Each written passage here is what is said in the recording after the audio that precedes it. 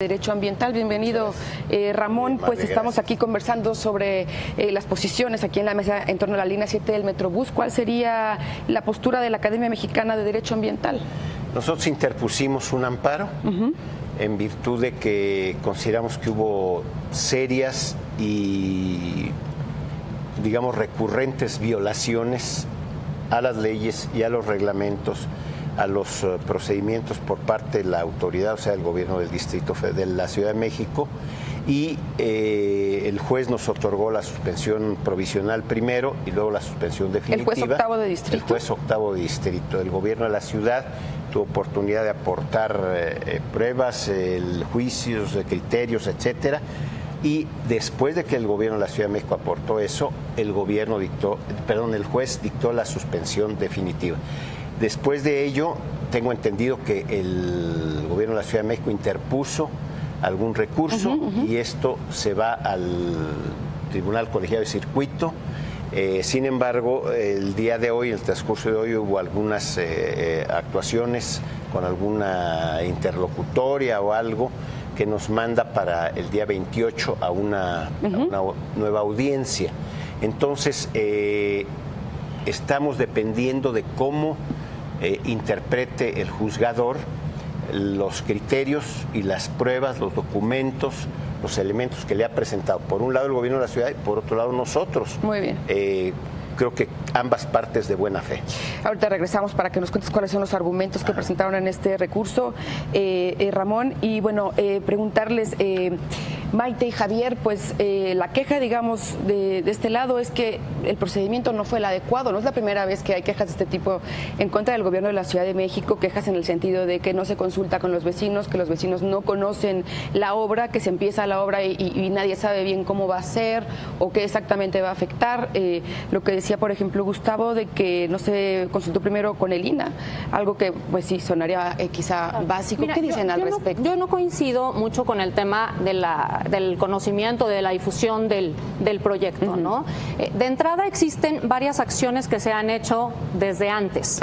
Documentos, cuando Metrobús hace tiempo publicó las 10 líneas que seguían de Metrobús, pero también hay un documento, y te les traje aquí la copia, que se publicó, que publicó el ITDP, donde se hace un estudio de 29 corredores, no solamente de Ciudad de México, sino del Valle de México. Y entonces tenemos 29 corredores en toda la zona. Y uno de los primeros para el 2016 era justamente este proyecto.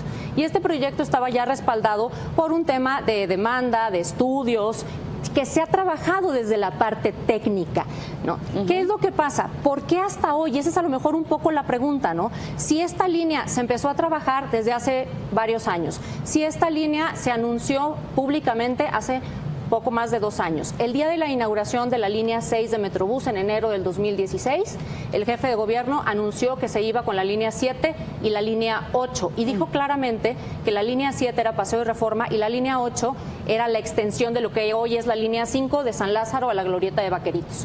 En junio presenta CEMOVI el estudio que respalda el tema del corredor. Después de ello empiezan las licitaciones, distintas licitaciones, que si la de obra, nadie dice nada. ¿Por qué hasta que se da el PART o el PATR de publicidad? ¿Por qué entonces? O sea, ¿por qué? Yo no estoy en contra de que no haya publicidad en donde no deba de haber. Y eso hay que decirlo muy claro. Sí. Creo que se deben de respetar los reglamentos. Creo que debemos de ser muy congruentes y sí, seguir los procesos que se deban de seguir. Pero ¿por qué esperamos hasta hoy y no se hizo antes? El argumento principal es que el INAH no conocía el proyecto. Hay recorridos del INAH donde hay fotos recorriendo el proyecto, ¿no? Donde se da el permiso solamente para el carril, que la preocupación son los monumentos históricos. Yo, en lo que he visto del proyecto y lo que hemos estado con distintas organizaciones revisando, no pasa el Metrobús arriba del Ángel de la Independencia, ni está la parada ahí. Y eso en dado caso se podría revisar. Pero ya se declaró que no hay una afectación a los monumentos.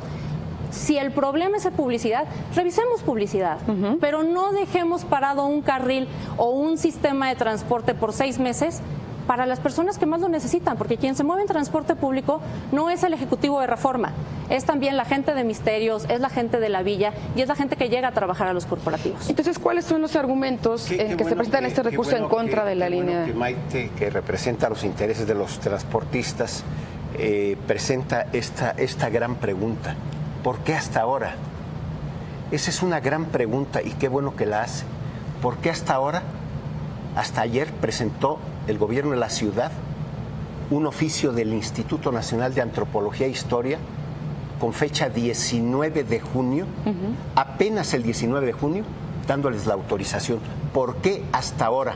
Esa es la gran pregunta que hace la Coparmex y yo me congratulo. ¿Por qué hasta ahora? ¿Por qué después de que dice que lo anunció en 2016, tuvo todo un año para sacar los permisos, no hizo la consulta que marca la ley de movilidad? ¿Por qué hasta ahora sacó el permiso? Teóricamente, porque no sabemos si el permiso realmente comprende todo. ¿Por qué? Ahí está el publicado. Ahora, hoy ustedes en la con Academia fecha Mexicana 19 de junio y ¿sabe por qué se publicó? Porque pedimos precisamente el amparo y gracias a que se interpuso el amparo se llamó al Instituto Nacional de Antropología e Historia y a otras instituciones para que dijeran por qué no habían dado los permisos adecuadamente. Ahora ya el gobierno dice, ahora ya lo recabé, nada más que es demasiado tarde. Ahora, una pregunta, Ramón. Antes que la Academia Mexicana de Derecho Ambiental se opone a la obra por un tema de procedimiento, que es de lo que ha estado hablando, o la obra en sí les parece mal por alguna razón. No, hay tres argumentos fundamentales. Unos son de tipo ambiental, otros son de tipo urbanístico y otros son de tipo histórico-cultural.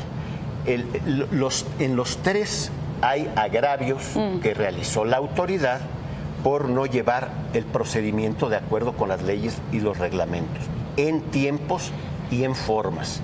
Por decir un ejemplo, primero dijeron que iban a hacer un tipo de autobuses, esto está documentado, luego dijeron que iban a hacer otros. No hay estudios de emisiones de este tipo de autobuses, de estos fabricados por Alexander Dennis Limited, no están esos estudios de emisiones en el Altoona, Pennsylvania Transportation Center, porque son otro tipo de autobuses de segundo piso. Luego meten autobuses de combustión a diésel cuando debían y podían meter autobuses eléctricos para que contaminaran menos. Es decir, son muchas irregularidades. Entonces, no solo de procedimiento, digamos, urbanísticas, son cuestiones ambientales muy importantes. Okay. Muy bien. Se nos